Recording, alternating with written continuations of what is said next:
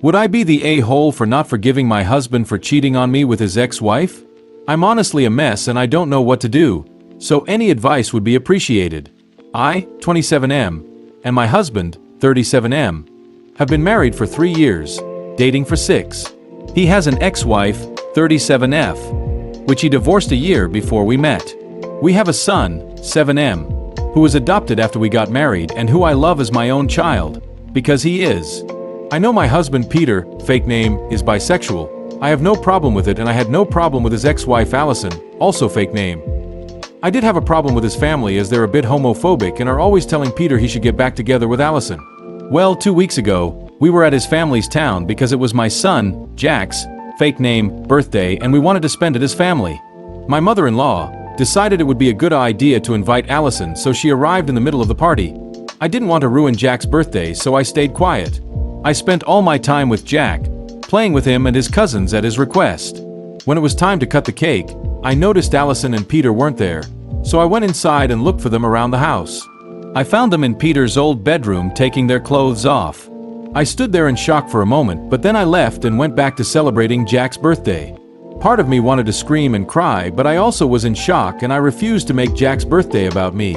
We cut the cake and opened the presents. People were already leaving when Allison and Peter came back.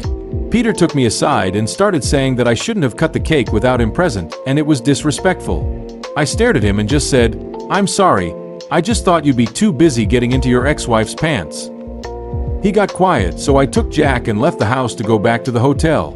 Once I put Jack in bed and made sure he was asleep, I locked myself in the bathroom and broke down. I called a friend and he tried his best to console me. I only calmed down in the morning when I took Jack for breakfast because I didn't want him to see me like that. I'm now watching him play in the park and I don't want him to suffer. I don't want him to have a broken family. I don't want him to know that relationships aren't a happy ever after. Peter has been calling and texting, apologizing for everything, and I'm tempted to forgive him. I'm tempted to just have my family back, and all my friends are saying that it was just a mistake, that he was vulnerable and Allison is his ex-wife. So what am I supposed to do now? I need the advice from people who don't know my husband or me personally. Please, any advice is helpful. Relevant comments.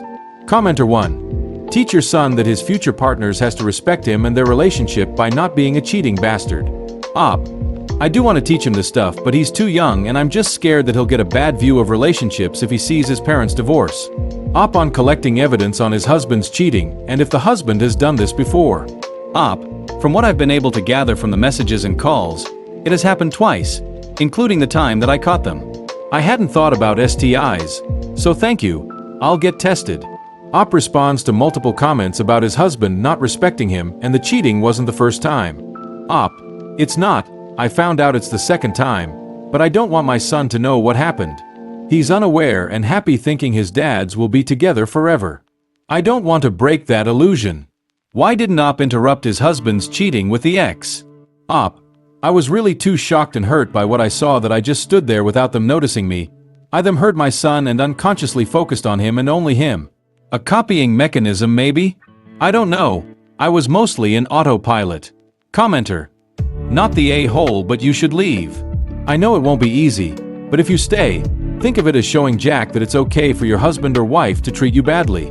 If you want him to know about happily ever after, you need to show him that it's okay to not settle and you work hard for your goals no matter what they are, and work towards them with kindness, honesty, and integrity. Kids are far more impressionable than we give credit for, and as someone who has known so many families where the person being hurt hasn't walked away, that hurt spreads until it damages everyone. Relating to just yourself here, there is a huge safety factor. Regardless of the sex of each individual involved, staying with a cheater also puts you in danger because you don't know everyone they're sleeping with and, more importantly, what STIs they can be carrying. So think about your son and your health and leave. Emotionally, if you're surrounded by people telling you to forgive and forget, those people are not safe to be around as you have no clue if they've been hiding this from you for a while either. Update 1. Well, first of all, I want to thank you all for your advice and I want to explain some things before the actual update. But thank you for opening my eyes about my situation. 1. Peter and Allison didn't notice me when I saw them. There was music very loud downstairs and they weren't facing the door. 2. I didn't stop them because I was in shock. I just stood there for a moment and I heard my son, so I unconsciously focused on him. I was pretty much in autopilot. 3. Peter didn't come to the hotel with me because I changed to a different one. He did try to follow me, but I took a taxi and left.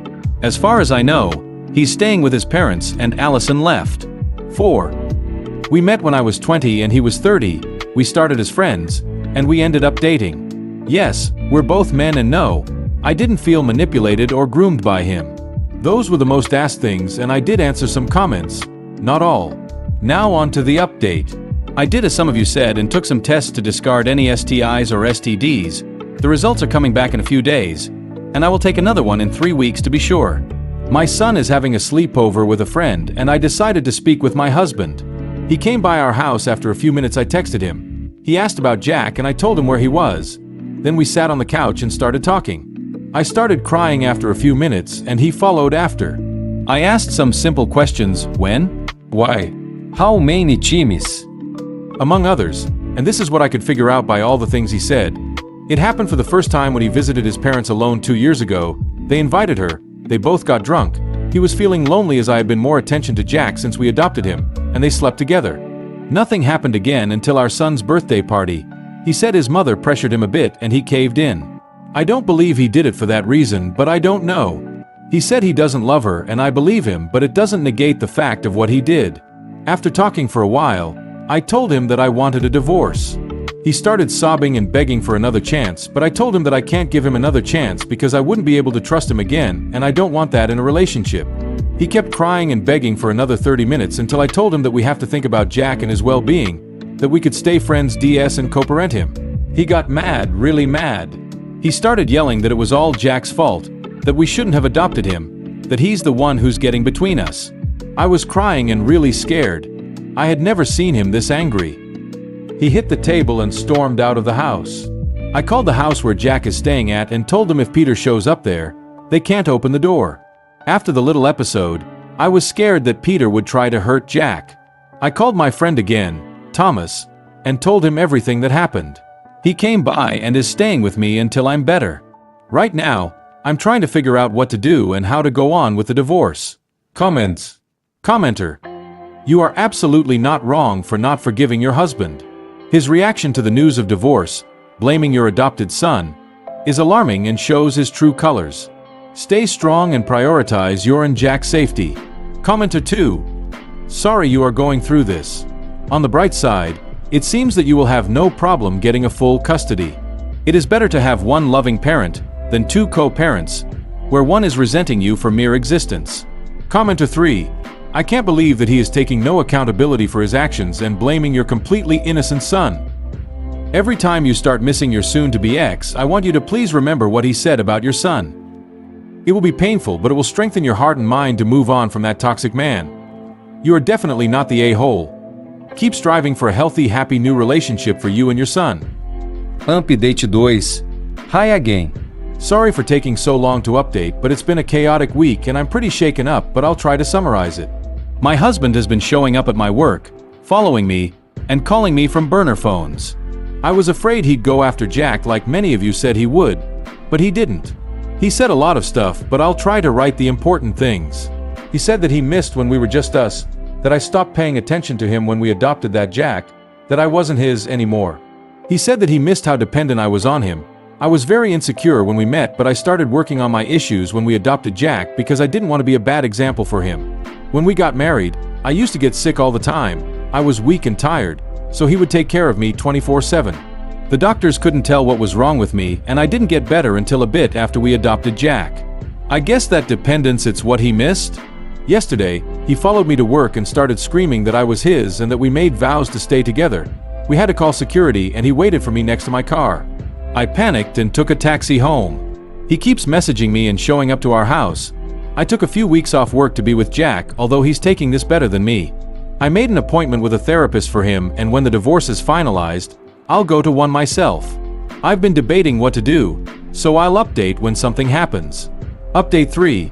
Hi guys, this is the final update for anyone who is interested. I'm only doing this update to give it some closure and because some people messaged me to ask for it. So here it is. This has been a really difficult time, but I'm almost divorced. I have primary custody of Jack, and I've got a restriction order against Peter and Allison. I'll try to be quick, but a lot happened. So after I made the post, Peter kept calling and stalking me. I didn't know what to do until I started packing Peter's stuff and I found a box of pictures of me before we met, like 3 or 4 years before we met, while he was still married to Allison. I never knew why they got divorced. He just said it was too painful to talk about, so I never asked. But I swallowed my anger and sent Allison a message to ask her about the pictures, and she told me that they got divorced because she saw him stalking my Facebook several times and found the same box I did. He called it an innocent crush and curiosity, but she thought he was cheating on her and they got divorced. A year later, he met me. But Allison always thought that I was the side piece. I read a few comments saying that I maybe was sick because he was making me sick. I don't know if that's possible. I don't really know. I mean, the illness were bad enough to make me stay in bed, like having a bad cold. But I don't know. I stopped digging. After I found the pictures, I confronted Peter without Jack in the house and he seemed, I don't know, proud? He kept smiling and saying that all he did was for us, that it was love at first sight, and we were destined. He was just making sure it happened. Apparently, we had met before we became friends. I remember meeting him at a party through some friends, but we met before, as teenagers. He and I lived in close-by towns and my school made some trips to the towns nearby and we met on one of those trips. We were something like friends, but only for a summer because he went to college and I soon forgot about him, but he found my Facebook, and the story continued. I was horrified, to say the least. He tried to console me and tell me that it was fine, that he did it out of love, and that if only we hadn't adopted Jack, everything would be fine. I was bawling my eyes out. My entire marriage was a lie. He said that he only slept with Allison because he knew that it would get my attention and that we didn't have to go through with the divorce, that I know he loves me and that's it. He promised to be a better dad for Jack if I made more time for him. He told me to quit my job because he earned enough to take care of all of us and that would give me more time with him. I was in shock and then he hugged, calming me down. I admit that for a moment, I allowed him to hold me, I allowed myself to consider his proposal, but I kept thinking about his lies. It wasn't about the cheating, it was the stalking, the lies, the obsession. It creeped me out, so I tried to pull away and tell him I'd go through with the divorce. He refused. He hugged me tighter and screamed that I needed him, that he could protect me, he could take care of me, he could save me, that I was his husband and only his. I was terrified. I slapped him and pulled away, yelling at him to get out of my house. He didn't.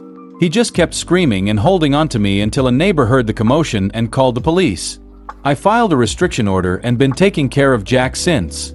During the divorce proceedings, Peter asked for 50-50 custody, which surprised me because in all this time, he hasn't cared about seeing Jack, but I later found out that it was only because he would get to see me and talk to me regularly. He's been contesting every single thing about the divorce, trying to make it last longer than it has, and it's been working. He offered to give me child support even though we have 50-50 custody. He allowed me to keep the house, and other stuff. So that's what's been going on in my life. The only happy thing that happened was Halloween. Jack insisted on dressing up as Spider-Man and me dressing up as Tony Stark, so we did and I took him trick-or-treating. It was the most adorable sight ever and I knew I made the right choice with him and Peter. I'm sorry for such a long post, but this will probably be the last update. Thank you so much for the advice and for hearing me rant. Relevant comments. Commenter. How did you meet on a school trip as teenagers when your husband is 10 years older than you? If it was the summer before he left for college, weren't you 8 years old? Op. No, he was already in college. He just left again. He was spending the summer at his hometown. Sorry for not explaining better. Op clarifies on the timeline on how and when he met his ex due to their age gaps. Op. He had pictures from before I thought we met when I was 20. And he was already in college. He was just spending the summer in his hometown. We met in the summer when I was about 14. I'm sorry for the messy writing. English isn't my first language. Update 4. I know I said that my last update would be the final, but I'm so very confused right now. So, we're finishing with the divorce proceedings, but Peter's attitude is given a 180 degrees and I don't know if I'm crazy or what. The last time I posted here, Peter was basically saying that our son was the reason for our divorce and only wanted custody of him to see me. Now he's being Father of the Year. A friend of mine, Dean, fake name, is handling the drops and pickups of Jack so that I don't see Peter. At first he was mad and called me because he thought he and I were dating, then he didn't care. Now, I thought that he would treat Jack badly and I kept it very close on him. Asked him questions about his father, how everything was going, etc. Jack told me that he's been acting like the perfect dad. He's nice, he plays with him, helps him, and is completely different from before. I have talked to Peter and he told me he was going to therapy, which I'm happy for, and he has messaged me, apologized, and told me that we should try couples therapy. I declined and he hasn't asked again, but he wants us to meet up at his house tomorrow to discuss everything that happened. He said it was part of his therapy. I haven't gone to therapy, I can't afford it right now, but Jack is. I can't say I don't miss Peter because he was a great partner and husband before everything went down, but I don't trust him after all that happened. So, I don't know what to say to him tomorrow or how to express how I feel about it. Is it wrong to miss him? I mean, this whole thing happened because he slept with someone else, and I know that he hasn't seen Allison and won't be seeing her again because she's also done. Should I just move past it? Jack is also saying that he misses the three of us together.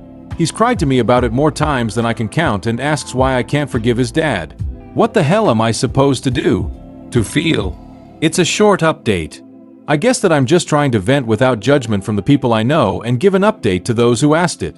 Thanks again for all the support I received in my other posts. Top comments. Commenter 1. It's love bombing. He knows your child is your priority, and so that's what he's targeting. My ex cheated and was a diagnosed sociopath/sex addict. To prove he'd changed, he joined Sex Addicts Anon to show he had changed. Even sent me a photo of his 1-month chip. I told him I'd never take him back regardless.